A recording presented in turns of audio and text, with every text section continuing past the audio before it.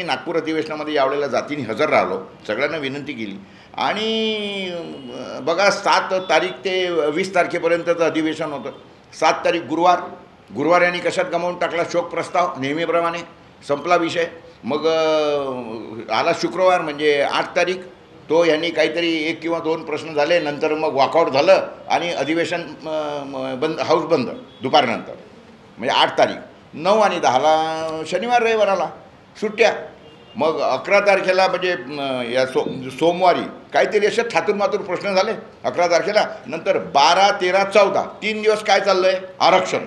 जरांगे पाटील आरक्षण, तो म्हणतो मला बोलायचं. पहिल्या दिवशी 40चे आकडे, दुसऱ्या दिवशी झाले 75, तिसऱ्या दिवशी झाले 140 लोक.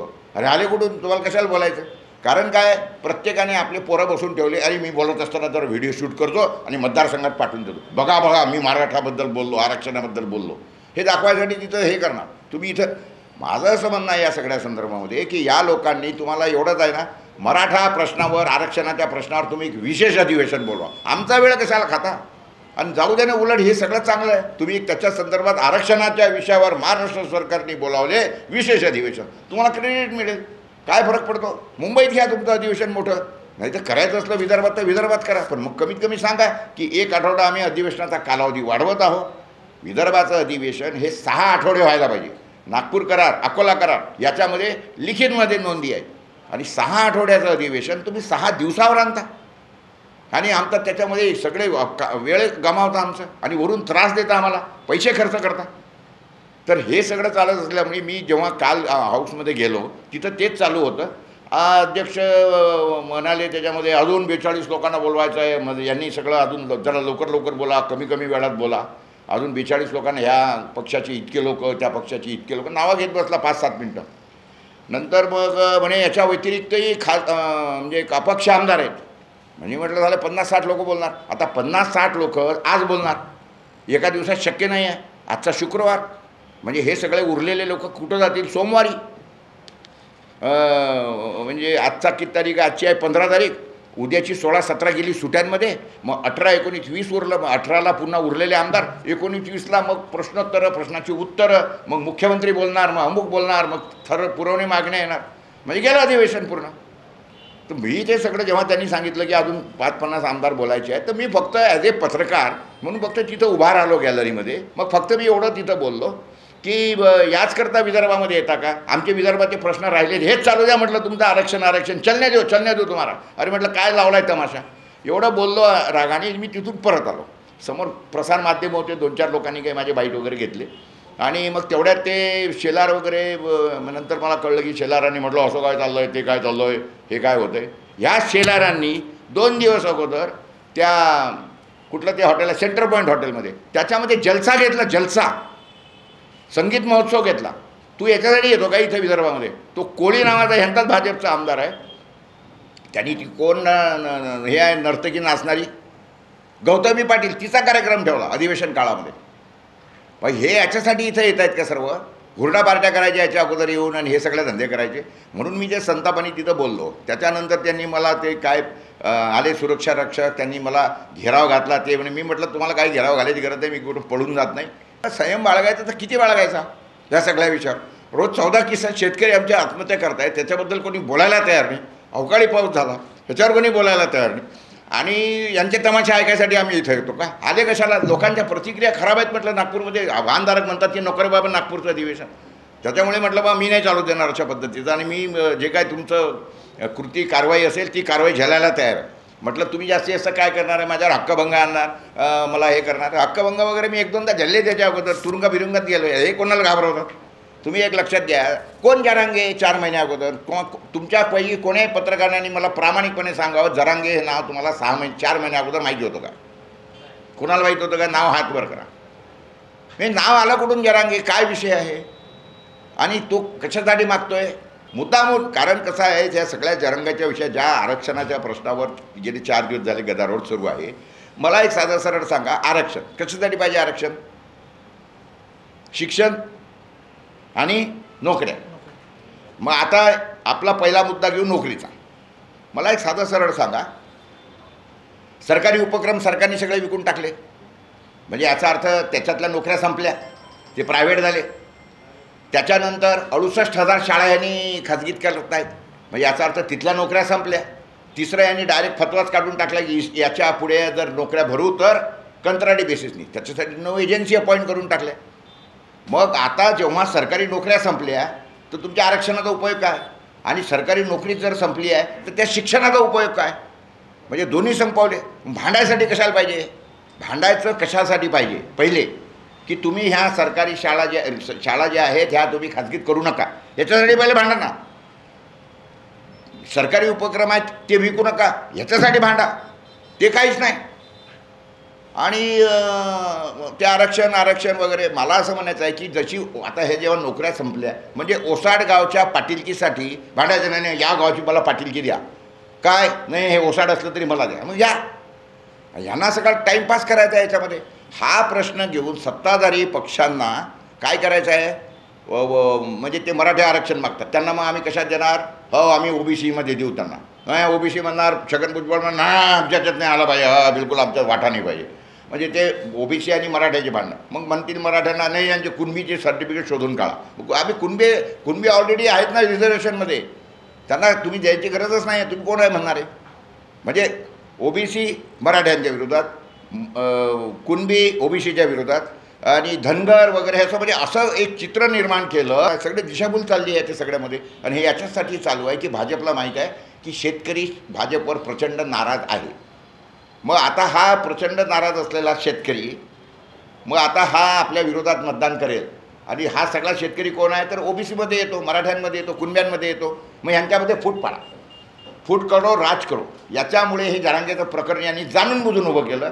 मुद्दा म्हणते काय लाठीमार अमुक टमुक ते बिडिया सगळं चमकवलं, आणि Jarange has become heroine one day, हे यांनी केलं आहे मुद्दाम. आणि जरांगेवर तुम्ही 4 दिवस गमावता. तुम्हाला घ्या ना तुम्हाला एवढं आहे ना फार खास त्याची, तुम्ही मुंबईमध्ये स्पेशल विशेष अधिवेशन बोलवा, माझा सल्ला आहे सरकारला, पैसे गमवा, त्याच्यामध्ये हरकत नाही, तुमच्या दम असलं ते करायचं नाही. आणि इथं कशाला तुम्ही आमचा विदर्भाचा वेळ गमावता. मग तसं असलं तर मग कमीत कमी सांगा की बा आम्ही हे आमचं 20 दिवस झाले, आता पुढचं 1 आठवडा आम्ही केवळ आरक्षणासाठी गमावतो, ठीक आहे. सरकारने म्हणायला पाहिजे, विरोधक कशाला म्हणणार आहे. विरोधक तर अरे विरोधक आहेत कुठं, अर्धे विरोधक शिवसेनेच्या रूपाने इकडे जाऊन आले, दुसरे उरलेले विरोधक राष्ट्रवादीच्या नावाने, विरोधकांकडे संख्याच कुठं आहे. मी आव्हान लोकांना हे करतोय की या आता मी हे जाहीर करणार आहे की कोणत्या आमदारांनी किती प्रश्न या अधिवेशनात विचारले. एक विषय जेव्हा की आपण जाहीर केलं, जो विचारणार नाही त्याला गावबंदी, आमच्या गावात यायचं नाही. विदर्भामध्ये मराठा विषय आहे का, मराठा विषय पश्चिम महाराष्ट्रात आहे, तुम्ही इकडे आमच्याकडे आणता कशाला तो, आणि इथं आमचा वेळ कशाला गमावता. आम्ही तर अभिमानाने स्वतःला कुणबीत म्हणून घेतो ना, कुणबीत आहेत. मराठा ही जात नाही आहे मुळामध्ये, एक समजून घ्या. मराठा म्हणजे त्यावेळेला जो कोणी शेती करणारा व्यक्ती होता, मग त्याच्यामध्ये तेली जांभोळी कोळी कुणबी किंवा धनगर माळी जे कोणी असतील त्यांचं, तुझं शेती संपली ना रे बाबा, मग आता तू रिकामा आहे ना, हातात घे काठी घे तलवार घे आणि या मोगलांच्या विरोधामध्ये लढायला सज्ज राहा आणि शपथ घे, मी मरेल पण हटणार नाही. मराठा, मी मरहट्टा आहे, मराठा नव्हे हा मरहट्टा आहे, एक पहिले समजून घ्या. तर असे ज्या लोकांना शपथ दिली, ते शपथ घेतलेले हे मराठे जे आहेत ते आता अपभ्रंश होऊन मराठा झालं, स्वतःला असं समजायला लागले आम्ही त्याचे शान कोळी अमुक टमुक वगैरे, हा सगळ्यात चुकीचा गोष्टी आहे. याच्यावर मीच बोलू शकतो मराठा असल्यामुळे किंवा कुणबी असल्यामुळे. ज्या पद्धतीचं हे वातावरण आमच्या राज्यामध्ये, मला तुम्ही साधं सरळ सांगा ना, छगन भुजबळ इकडे बोलणार राजकारणाचं नाही, तो तिकडे बोलणार, नंतर ते दुसरे आमदार त्याच्या विरोधात बोलणार, म्हणजे तमाशा लावून ठेवला आहे. सत्ताधारी आहे ना, भुजबळाला काय हक्क आहे या विषयावर बोलायचा आणि असं करायचा. तू पहिले मंत्रिमंडळाचा राजीनामा दे आणि मग बोल.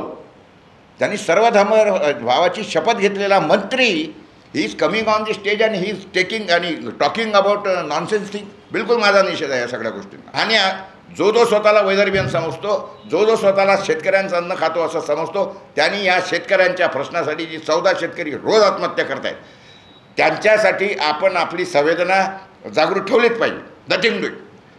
तुम्हाला माहिती आहे की मी शेतकरी या प्रश्नासाठी वाटेल ते करायला तयार असतो. 14 वर्ष मी शेतकरी संघटनेसोबत गमावले, त्याच्यानंतर त्यांचे चुकीचं धोरणं दिसले तर मी शरद जोशी सोडून दिला, पण शेतकरी सोडला नाही. लिखाण चालू केलं. अजूनही शेतकरी हाच माझा विषय असतो. मध्यंतरी मी काँग्रेस आपली काय म्हणतात त्याला किसान ब्रिगेड काढली. त्याच्यामुळे मी there is no compromise on farmers issue, that is finish. 117 वर्ष जुनी मागणी आहे, म्हणजे स्वातंत्र्यपूर्व काळातली असलेली मागणी. आम्ही CP अँड बेरार म्हणजे मध्य प्रांत म्हणून आमची ओळख होती. आमची राजधानी तिथं होती. इंग्रज काळाच्या अगोदरपासून आमची राजधानी तिथं होती. आणि मग त्या राजधानीच्या संदर्भामध्ये म्हणजे काय म्हणतात त्याला, सेंट्रल प्रोव्हिन्स हा दर्जा होता. प्रोव्हिन्स म्हणजे प्रांत होता. प्रांताचा बा तुम्ही आमचं राज्य करून द्या, ही तेव्हापासूनची मागणी आहे. 1957ला ह्यांनी ते फाजल अली कमिशन वगैरे हे करून, आणि फाजल अली कमिशननी सुद्धा म्हटलं होतं की नाही, यांचं राज्य करून दिलं पाहिजे.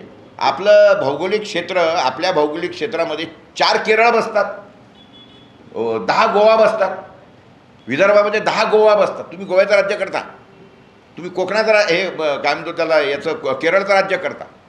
मग आमचं राज्य करून द्यायला तुम्हाला काय बिघडतं? 11 जिल्ह्याचा विदर्भ आहे, एवढा काही लहान नाही आहे. आणि गडचिरोली ते मुंबई अंतर 1350 किलोमीटर, नागपूर ते मुंबई 950 किलोमीटर, आणि नागपूर ते दिल्ली अंतर 900 किलोमीटर.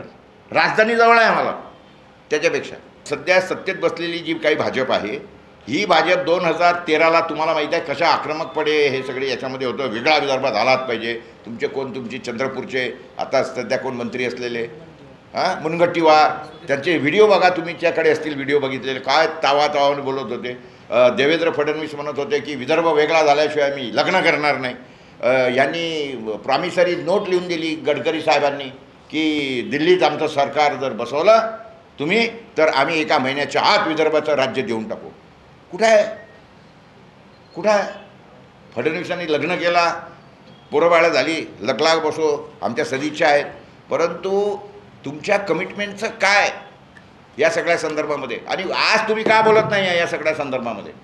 लोक मरत आहेत तिकडे, तुमच्या दिसत नाही का तुम्हाला या सगळ्या संदर्भामध्ये? समृद्धी मार्ग काढतो म्हणे आम्ही, समृद्धी मार्ग काढला. तुमच्यापैकी किती पत्रकार समृद्धी मार्गावरून प्रवास केला आहे मला सांगा जरा? किती लोकांनी केला आहे? नसेल केला, उद्या 2-4 दिवसामध्ये जसं जसं जमेल मी तुमची समृद्धी मार्गावरून एक ट्रिप अरेंज करतो, जाऊन या बघा. समृद्धी मार्ग आहे की तो दुर्बुद्धी मार्ग आहे? इट इज अ दुर्बुद्धी मार्ग. दुसरा मार्ग काढायला घेतला आहे त्यांनी समृद्धीसारखाच. कुठून? नागपूर ते गोवा. विदर्भातल्या किती लोकांना रोज गोव्याला जायचं असतं? काय काम आहे आमचं गोव्यासोबत? हे दोन्ही मार्ग जे काढतायत हे सर्व त्या गडचिरोलीमधलं जे खनिज आहे ते गडचिरोलीहून काढायचं, मुंबई पोर्टनी पाठवायचं, गडचिरोलीहून काढायचं, गोवा पोर्टनी पाठवायचं, याच्यासाठी आहे. समृद्धी मार्ग संपूर्णपणे इलेव्हेटेड कॉरिडॉर आहे. या म्हणजे त्याच्या दोन्ही टोकामध्ये मला वाटतं 100 ते 150 फूट अंतर आहे आणि उंच आहे. इतका उंच आहे. एवढी जमीन त्यांनी अक्वायर केली. आणि सगळी जमीन अक्वायर कशी केलेली आहे की पहिले सर्वे केला, मग बघितलं की अरे ही जमीन खाजगी आहे, कोणाची आहे, शोधा, आणि मग ते केले चपाट्याने, तू विकत घे. यांनी खाजगीमध्ये ह्या जमिनी सगळ्या विकत घेतल्या. त्यावेळेला जमिनीची किंमत समजा 5 लाख असेल, त्या शेतकऱ्याने म्हटलं नाही 10 लाख पाहिजे, 10 लाख. आणि ह्या जमिनीची यांनी 5-5 कोटी घेतले आहेत. एका एकराचे 5-5 कोटी पैसे. आणि त्याच्यानंतर तो समृद्धी महामार्ग काढला. तुम्ही बर्लिन वॉल पाहिली आहे का? तुम्ही चायना वॉल पाहिली आहे का? तुम्ही साऊथ कोरिया पाहिलं का? त्यातल्या मधल्या भिंती पाहिल्या आहेत का? हे असं झालं आहे. इकडचा विदर्भ वेगळा, इकडचा तिकडे जाऊ शकत नाही, तिकडचा इकडे जाऊ शकत नाही. आणि 40-40 किलोमीटरला त्याला इंटरचेंज आहेत. कशा पद्धतीचे इंटरचेंज आहेत तुम्ही जरा बघा. हा आपल्या काही कामाचा नाही आहे. अंतर किती कमी केलं आहे? 30-40 किलोमीटर काहीतरी. मला सांगा, आपल्याला नागपूरहून मुंबईला जायचं असलं, नागपूर, अमरावती, अकोला आपण जातो ना, मार्ग छान झाला आहे ना. दुसरा मार्ग आहे नागपूर, वर्धा वगैरे असा मार्ग आहे, तो आहे. मग 2 मार्ग असताना तिसऱ्या मार्गाची गरज काय? चौथ्या गोव्याची गरज काय? हा गोवा आणि हा मार्ग जवळपास 3 ठिकाणी क्रॉस होतो, एकमेकांना क्रॉस होतो. मग जिथून क्रॉस होतो तिथून वेगळा मार्ग काढा ना तुम्ही. आमची जमीन घेऊन कशाला शानपणा करता? त्याचं कारण साधं आणि सरळ आहे. 75,000 कोटी रुपयाचा हा मार्ग. याच्यामध्ये 10% खाल्ले तर किती रुपये झाले? 7,500 कोटी. 20% खाल्ले असतील तर 15,000 कोटी. पुन्हा गोवा मार्ग काढला अशाच पद्धतीचं. बरं करा, मान्य आहे. कधी कराल तुम्ही? कधी कराल तुम्ही? तुमच्याकडे ऑलरेडी 4 शर्ट आहेत, तुम्ही अजून 8 शर्ट कधी विकत घ्याल? पैसे असले तरच घ्याल ना. अहो ह्यांच्याकडे पैसे नाही. 55,000 कोटीचं ह्यांनी जेव्हा राज्य ताब्यात घेतलं 2013ला, 55,000 कोटीचं म्हणजे प्रत्येक माणसावर 6,000 रुपयाचं कर्ज होतं महाराष्ट्रातले, 6,000चं. आता किती कर्ज आहे? 7 लाख कोटी. तुमच्यावर माझ्यावर प्रत्येकावर 63,640 रुपये कर्ज आहे. पण तुम्हाला गरज काय होती या मार्गाची, कशाला काढला? अरे आमचं तुम्ही डिवायडेशन करून टाकलं. अनेक शेतकरी माझ्याकडे येतात, अहो त्याचं इकडे 10 एकर शेत होतं मधात, त्याच्यावर मार्ग गेला, इकडे त्याचं 8 एकर पडलं, तिकडे 2 एकर पडलं, किंवा मधल्या एका एकराचे त्याला पैसे मिळाले, तिकडचं 2 एकर 3 एकर काय असेल तो पाहूच शकत नाही. तिकडचा मजूर इकडे येऊ शकत नाही, इकडचा तिकडे जाऊ शकत नाही, त्या याच्यावरून ट्रॅक्टर नेत नाही, त्याच्यावरून छोट्या गाड्या जाऊ शकत नाही, बैलबंडी किंवा काही त्याच्यावर बैल नेता येत नाही. अडचणी करून टाकल्या शेतकऱ्यांसाठी. आणि सगळ्यात महत्त्वाचा म्हणजे तो रस्ता भिंतीसारखा धरणासारखा झाल्यामुळे शेतकऱ्यांच्या शेतातला पाण्याचा भयंकर प्रॉब्लेम झाला आहे. मरतायत शेतकरी त्याच्यासाठी. तुम्ही अनेकांचे पैसे दिले नाही, प्रकल्पग्रस्त आहे त्यांच्या मोर्चे काढले. सगळ्यात अजून हे एक मुद्दा घ्या, या नागपूर अधिवेशनामध्ये आतापर्यंत सगळे जे काही लोकांची समस्या होते, लोक जे हे ठेवायचे तिथे हे लावायचे ना तंबू, ते तंबू कुठं लागत होते माहिती आहे घ्यायच्या अगोदर? ते रिझर्व्ह बँक, त्याच्यानंतर आपलं मॉरिस कॉलेज, हिस्लॉप कॉलेज वगैरे ते जे रस्ते आहेत त्याच्यावर लावायचे, सर्व पब्लिक समोर असायचे ना. आता हे सगळे कुठं ठेवलेत? चला, यशवंत स्टेडियम माहीत आहे, यशवंत स्टेडियमच्या आतमध्ये सगळ्यांना सांगितलं तुम्हाला लगा इधर नाही आने का रस्ते पे. ते यशवंत स्टेडियमला म्हणजे ते कुत्रं त्याला पाहत नाही, हाक नहीं बॉम्ब नहीं, अंदर ले अंदर. कारण काय, इनका सालों को दिखने मत दो, लोगों को, पब्लिक को मत दिखने दो, कितना ह्यूआन करा है पब्लिक का. बदमाश है सारे सगळे. अगले साल सर ये चलने नहीं देंगे, ये प्रकाश पोरे यशवंत स्टेडियम के अंदर कोई भी लगने नहीं देगा, ये बिल्कुल जाहिर करा, बिल्कुल जाहिर नहीं. लगेंगे तो बाहर ही लगेंगे साले. तिथं कोणी भेटायला जात नाही, कोणाला माहीत नाही, पत्रकार लोकांना माहीत नाही, कोण जाणार आहे तिथं भेटायला आणि काय करायला. आणि आतमध्ये म्हणजे लोकांची किती दैन आहे, अडचण आहे तिथे. आणि एक इतके मोर्चे गेले, आमचा विदर्भाचाही मोर्चा गेला होता, साधा गव्हर्नमेंटचा अधिकारी निवेदन घ्यायला येत नाही. What nonsense is going on? तुम्ही निवेदन घ्यायला द्या. आम्ही काय म्हणजे लोकांना काय पागल झालेत का? लोक पैदल मार्च काढलेत लोकांनी. तो प्रकल्पग्रस्तांचा मोर्चा अमरावती ते नागपूर पैदल 4 दिवस चालले बिचारे. कोण कुत्रं भेटायला येत नाही त्यांना. विदर्भाच्या लोकांना याच्यातलं आहे त्याच्यातलं त्यांचं निवेदन घ्यायला कोणी येत नाही, मंत्री येत नाहीत. असं नव्हतं. हा महाराष्ट्र राज्य असं नव्हतं, बिलकुल नाही. ही राज्यकर्त्यांची ही भूमिका 200% चूक आहे. पीक बुडालेले असताना शॉर्टेज आहे आणि भाव पडलेले आहेत. का पडलेले आहेत? कापसाचे भाव पडलेले आहेत. का पडलेले आहेत? कारण बंदी आहे. तुम्ही तिकडून फुकटमध्ये तेल आणताय, स्वस्तामध्ये तेल आणताय, तर सोयाबीनला आमच्या कुत्रं हुंगत नाही इथे. ज्वारीवर बंदी आहे, ज्वारी बाहेर पाठवतात नाही. गव्हावर बंदी आहे, तांदूळावर बंदी आहे. टोटल संत्रा बाहेर पाठवायचा आहे नागपूरच्या लोकांना. याच्यातल्या गेल्या वर्षी संत्रा पाठवला, 30 रुपये किलोनी संत्रा गेला. आणि तिथं बांगलादेशमध्ये 20 रुपये त्याचा फक्त त्या बांगलादेशने त्याच्यावर आयात कर लावला होता.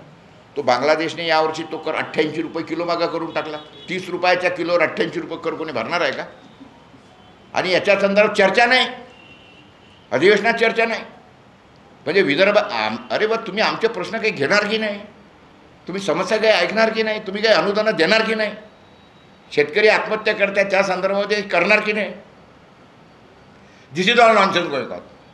मी याच्यासाठी वाटेल ते करायला तयार आहे. मी अगदी या सगळ्या दिस इज व्हेरी इमोशनल क्वेश्चन. मला असं वाटतं याच्यामध्ये की बघ, मी जर याच्यामध्ये काही करू शकत नसेल म्हणजे हताशा माझी आहे.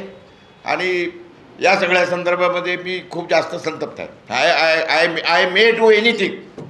तुम्हाला काल जसं मी केलं ना, मी कधी आतमध्ये ठरवून तसं गेलो नव्हतो, पण जेव्हा ते तमाशा करायला लागले, 52 आमदार बोलायचे, माझी तळपायची मस्तकात गेली.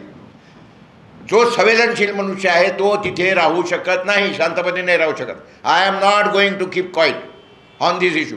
शेलारांनी तुमच्या कारवाईला संसदेच्या कारवाईशी जोडत अतिरेकी कारवाईच्या संदर्भातला जो विषय म्हटला आहे, तो शेलारांच्या त्या संस्कृतीचा परिणाम आहे ना.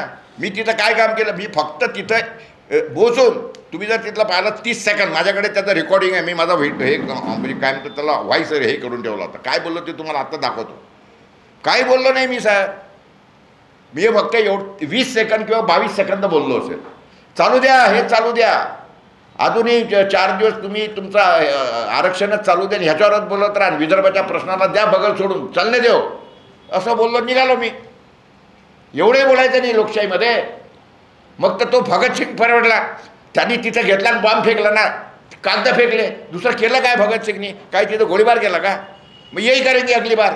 अरे तुम्ही जर लोकशाही मार्गाने लोकांचं ऐकत नाही आहे, व अतिरेकी लोक का होतात? माझं पुस्तक आहे त्या संदर्भामध्ये, नक्षलवाद्याचं पितृत्व सरकारकडेच. नक्षलवादी माणूस निर्माण का होतो? कोणी ऐकायलाच तयार नसेल, गावातलं तहसीलदार ऐकत नाही, ग्रामसेवक ऐकत नाही, मग तहसीलदाराकडे जाणार, तहसीलदार ऐकत नाही तो कलेक्टरकडे जाणार, ते ऐकत नसेल तो आमदाराकडे जाणार, आमदार ऐकत नाही तर मंत्री म्हणा, तिथं सारा तुम्ही करणार काय? हातात दांडका घेणं मारायलाच ना, नाही तर आत्महत्या करेल. दोनच होत आहेत, एक तर आत्महत्या होत आहेत किंवा अतिरेकी तयार होतात. There are only two thing. ते आता टेक्स्टाईल पार्क कुठं म्हणतात? अकोल्याला. पहिले तर तो अमरावतीला करणार होते, याच्या अगोदर चालू झाला आहे का अमरावतीचा? कुठली MIDC ती इंडस्ट्री चालू आहे? तुम्ही इंडस्ट्रीला मला साधं सरळ सांगा, इंडस्ट्री कशासाठी कुठे जाते? जर सवलती मिळाल्या इंडस्ट्री तिथे जाते. विदर्भाची वीज आहे ना, मग पेट्रोल मुंबईला काय भाव आहे माहिती आहे का तुम्हाला? तिथं 110 रुपये पेट्रोल आहे, 100 रुपये पेट्रोल आहे. आपल्याला काय भाव आहे? इथं 106 रुपये 10 रुपये काहीतरी पेट्रोल आहे, म्हणजे 5-6 रुपये एका लिटर मागे जास्त आहे. कशासाठी? ते म्हणजे वाहतूक. मग आमची वीज आम्हाला कशाला तुम्ही त्याच्यावर ट्रान्सपोर्टेशन चार्जेस लावता? तुम्ही आम्हाला काय म्हणतात त्याला, लाईन लॉसचे चार्जेस तुम्ही आम्हाला कशा? आमची कुठं लाईन लॉस आहे? आम्ही कुठं ट्रान्सपोर्ट करतो? पारसला आमची वीज तयार होते इथं, बाकी त्या ठिकाणी चंद्रपूर. अरे आमचीच वीज आम्हाला द्या ना. ही वीज जर असं आहे, तुम्हाला हे माहिती आहे का? म्हणजे आमचं जे कमर्शियल मीटर आहे त्याचं ते टोटल कॅल्क्युलेशन मी काढलं, 24 रुपये किंवा 22 रुपये प्रति युनिट वीज आहे. जगात एवढी महाग वीज नाही आहे, भारतात कुठे एवढी महाग वीज नाही आहे. बाकीची राज्य लोकांना, शेतकऱ्यांना वीज फुकट देतात, स्वस्तात देतात. तेलंगणासारखं साला भनंग राज्य आहे का ज्यांच्याकडे? तेलंगणा त्यांनी 3 महिन्यामध्ये शेतकऱ्यांना मोफत वीज द्यायला सुरुवात केली, पाण्यासाठी धरणं बांधले, लोकही नालायक आहे त्याला पाडून टाकलं. ते सोडून द्या, तो काही आपल्या राजकारणाचा विषय नाही. परंतु बाकीच्या देशामध्ये, अनेक राज्यांमध्ये शेतकऱ्यांना वीज मोफत आहे, पाणी मोफत आहे, द्यायला पाहिजे.